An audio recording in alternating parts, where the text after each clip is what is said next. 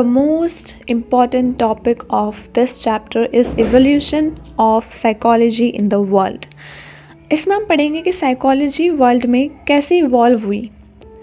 Psychology as a modern discipline has a short history but a long past. It grew out from ancient philosophy. It emerged means come out, as a scientific discipline in the following phases. सबसे पहले आता है structuralism. Structuralism क्या होता है? It is the oldest approach to psychology and this was proposed by William Wundt. William Wundt एक psychologist हैं जिन्होंने स्ट्रक्चरलिज्म को फाउंड किया था, इस पर अप्रोच की थी. इसके पोस्टुलेट्स क्या हैं?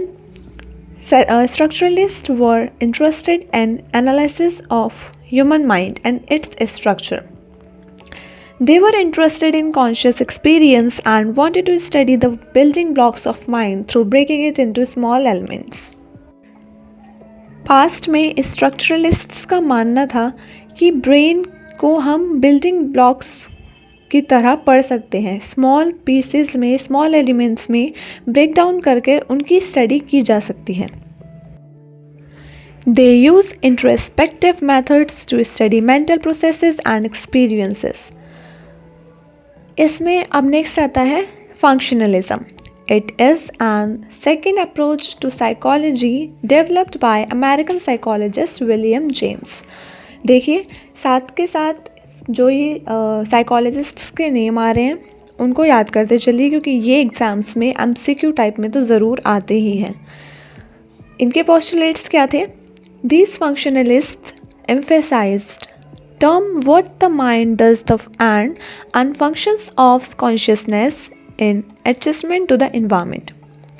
Functionalists का मानना था कि माइंड कैसे वर्क करता है, इसके फंक्शंस कैसे वर्क करते हैं हमारे आसपास के एनवायरनमेंट में एडजस्ट होने के लिए.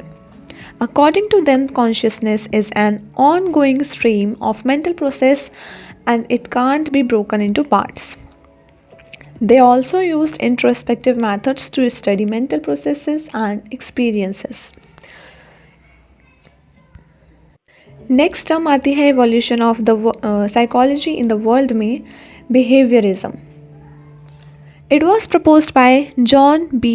Watson, who viewed psychology as a science of behavior, and behaviors could be described objectively in terms of stimuli and response. ये हम पहले भी पढ़ चुके हैं कि बिहेवियर क्या होता है. इन्होंने बस बिहेवियर को इवोल्यूशन में सबसे पहले लाया था. This approach proposed the mentalist concept such as consciousness, image or mind cannot be measured or studied objectively scientifically. Watson emphasized a observable and verifiable response to stimuli. He was influenced by Pavlov's classical conditioning and was interested in study of learning. ये एक अलग part है जो कि हम learning chapter में पढ़ेंगे. पेवलोव्स का जो क्लासिकल कंडीशन का मॉडल आएगा, ये उसमें इंटरेस्टेड थे, इन्फ्लुएंस थे, बस इतना लिखा हुआ है इसमें. ये इसका इवोल्यूशन से कोई मतलब नहीं है. नेक्स्ट आता है हमारा जेस्टाल्ट साइकोलॉजी. ये भी इवोल्यूशन का ही पार्ट है. जेस्टाल्ट साइकोलॉजी में अ ग्रुप ऑफ ट्रायो, ये 3 साइकोलॉजिस्ट ने फाउंड किया था, Koffka, Wertheimer and Kohler. It focus on perceptual organization means what we see, and on the basis of this they demonstrated law of perceptual organization. इन्होंने basically ये found किया था कि कैसे हमारा माइंड इन्वायरमेंट से, हर स्टिमुलाई से कैसे मैसेज को परसीव करता है. नेक्स्ट आता है इसी का पॉइंट है, structuralist wanted to break down perception into elements but Gestalt stated that when we look at the world our perceptual experience is more than the sum of the components of perception. हम किसी भी चीज़ को parts में perceive नहीं करते. हम हमेशा कभी हम कुछ भी देख रहे हैं, हमारे सेंस ऑर्गन्स हैं, हमारी आइज़ हैं, अगर किसी चीज़ को देख रही हैं तो ऑब्वियसली बात है कि हम उस चीज़ को ऑब्जर्व कर रहे हैं, परसीव कर रहे हैं, तभी हमें उसके बारे में पता है. For example, if we look at the table, We do not see four wooden legs and square plain surface above it, but we recognize it as a table. जब हम टेबल को देखते हैं तो ना तो हम उसके 4 legs देखते हैं और ना ही हम उसके सिर्फ प्लेन को देखते हैं, हम उसको रिकॉग्नाइज करते हैं एज अ टेबल, क्योंकि हमारे परसेप्शन में वो ऑलरेडी एडेड है। नेक्स्ट आता है psycho analysis.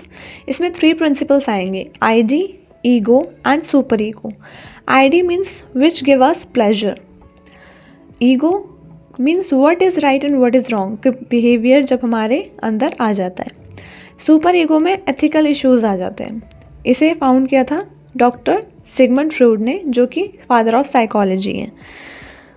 He viewed human behavior as a dynamic manifestation of unconscious desires and conflicts of which we are not aware at present.